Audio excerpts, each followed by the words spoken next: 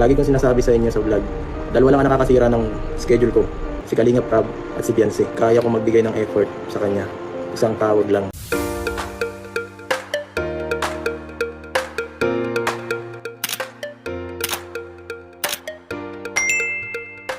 Isang mapagpalang araw po sa ating lahat. Magandang araw at gabi po dyan sa mga silent viewers at mga solid supporters.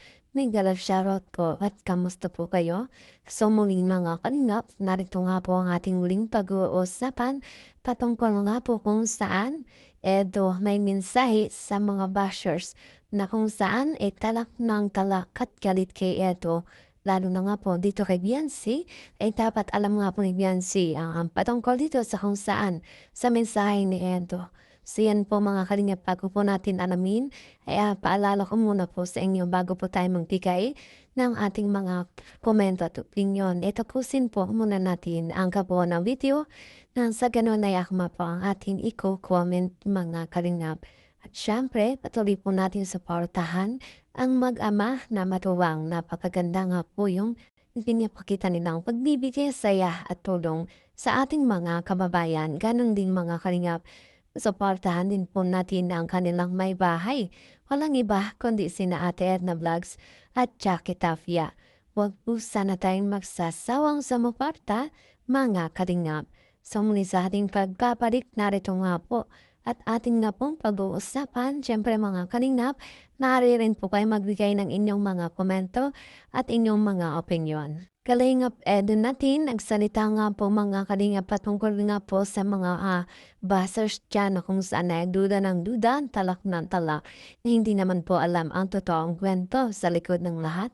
Mga kalingap at todo pa rin nga po ang suporta dito kay Beyonce at talagang marami din silang binabatong mga big news dito kay Edo kung kaya hindi na nga po nakapagpihil itong si Papa Eds natin at hinarap nga po nagsalita na siya patungkol dito mga kalingap at maging sa effort na kung saan ay hinahanap ng mga bashers ay yung effort ni Edo dito para kay Beyonce mga kalingap kung kaya nalaman natin yung dahilan ni Edo na kung saan ay sinabi niya dito.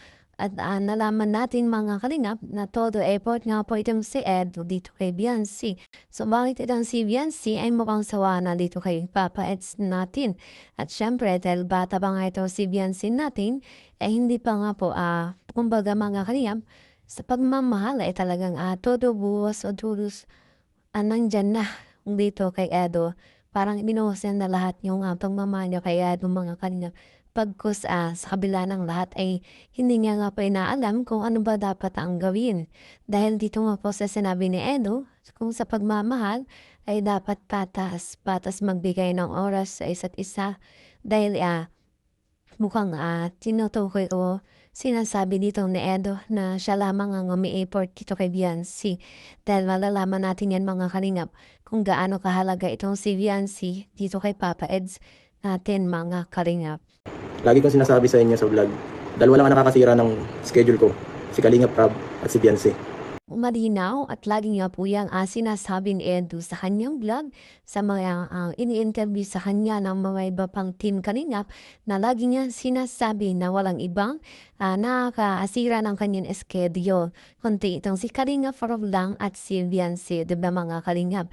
At talagang andyan nga po napapatunayan ni Edo na talagang yung kanyang suporta dito kay Beyonce walang hanggan nga po mga kalingap no at sinasabi pang isang tawag lang naman ni Beyonce agad nandyan nga po itong si Edo para sumuporta sa kanya. So bakit nga ba naging masama pa itong si Edo natin at lalong marami nga po ang galit na galit sa kanya ngayon at marami nga po ang mga issue, mga pangbawash na binabato sa kanya. Galit sa akin, sige lang. Okay lang, naintindihan natin yung galit nyo. Dahil solid kayo sa pag-support. Pero hanggang saan yun, walang magbabago, ang mundo ay ganyan talaga. Ang kaya nyo lang kontrolin ay, gaya na sinasabi ko, sarili nyong katawan lang ang makukontrol nyo. So huwag masyado kayong huwag na kayo masyadong mag-expect na kung ano mangyari, yun na mangyari. Ipagdasal nyo na lang lagi. At dahil sinasagot lamang nga po ni Edo yung mga katanungan dyan ng mga bashers sa mga duda ng duda nga po, Ayun nga po, malinaw nga po sa inyong mga kalingap kung ano nga po ang katotohanan at kung kaya dito kay Edo ang lahat nga po ay tapos na ang talagang ang ilan talaga o may mga ilan lang na hindi pa nakaka-move on dito sa nangyari sa love team ng NSYNC hanggang ngayon ay talagang nahahanapan pa rin nila ng effort pagmamahal itong si Edo para nga po dito kay Beyonce.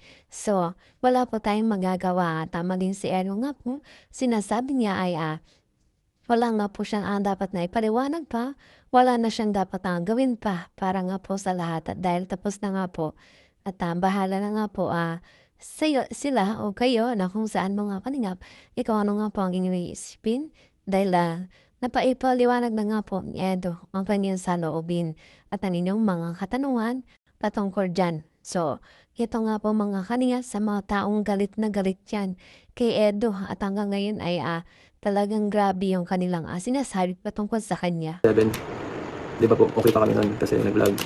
Ako pa ang naghatid sa kanila sa kay Beyonce. Nagkain pa kami sa labas, nila Melka. Tapos sinatid ko pa sila sa bahay nila. So hindi po ba effort yung mga ganung bagay? Kahit ayaw niya akong kasama, minsan. Dahil siguro sawa na siya sa mukha ko. Nakakalungkot po mga kalingap dahil nga po ito nga po yung pakiramdam ni Edo noon nang talagang alam niya na ito si Beyonce bibitaw sa kalingap, bibitaw na sa love team na NSYNC at talagang nakikita niya na dito o noon pa na si Beyonce ay mukhang ayaw na nga po sa kanya. So, pero kahit man, o diba, narinig yung mga kalingap, kahit gano'n na nga po ang sitwasyon nila, ay talagang todo effort pa rin itong si Edo natin. Kung kaya kahit sa inyo nga po, naway malinaw at wala wag nga po kayong basta-basta na lang husgahan itong si Edo. Dapat ay alamin nyo din ang bawat side kung sino nga ba ang may kasalanan. Huwag lamang nga po ibuwas ang lahat dito kay Edo. No, so dahil nga po itong si Edo natin, tahimik lamang at talagang wala tayong maririnig na hindi maganda sa kanya at tanging sinasagot niya lamang yung inyong mga katanungan. At sabi nga nila, wag niya nga pong piliting magsalita yung taong tahimik dahil banda sa huli baka kayo ay marel talk lamang dahil iba nga po magalit ang taong tahimik. So, mga kanyap dito nga po kay Beyonce dahil napakamurang edad pa ni Beyonce at talaga namang madali pa siyang masusulsulan, madali pa siyang maakit ang iba, madali pa siyang susulan na dahil nga po tulad na lamang ng nangyari sa kanya, talagang maraming naniniwala na si Beyonce ay nagpadala sa sulsol at nawakwak nga po mga kalingap. Kung kaya ito nga po hanggang sa ngayon, ang daming issue ang mga nagaganap mga kalingap, daming pangbabash ang kinakaharap niya ngayon at syempre malin si Edo ay nadadamay at ang kanyang mga beneficiary dahil apektado din ang kalingap dahil nga po ang founder ng kalingap ay naipatulbo ni Beyonce.